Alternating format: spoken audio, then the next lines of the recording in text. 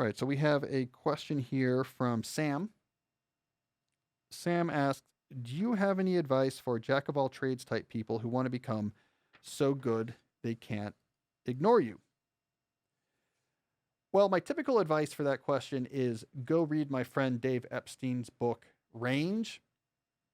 Range is all about this. It's about all the benefits of having multiple different skills.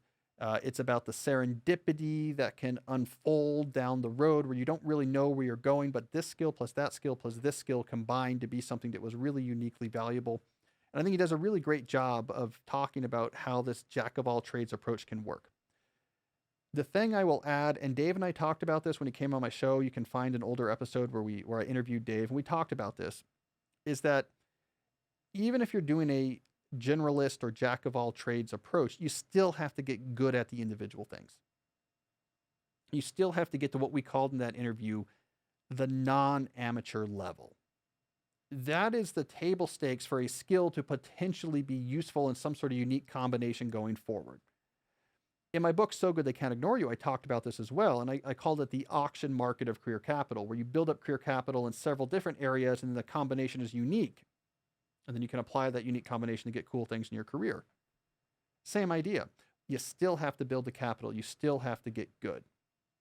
So if you want to combine a master's degree in science with the ability to write like Dave Epstein did, he still went through and got the master's degree in science. That was time consuming. And he still learned how to write by building his way up from entry level positions to higher and higher level positions. And then those two things came together and he could do science writing in a very interesting way. So that's the only thing I would say.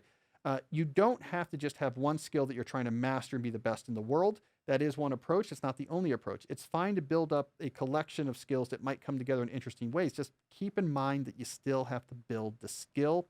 There's no shortcut in getting good at something. If you're not good at something, it basically doesn't count. It's not a tool in your toolbox. So you don't have to be the world's best scientist to bring a science skill over to your writing career and have it help.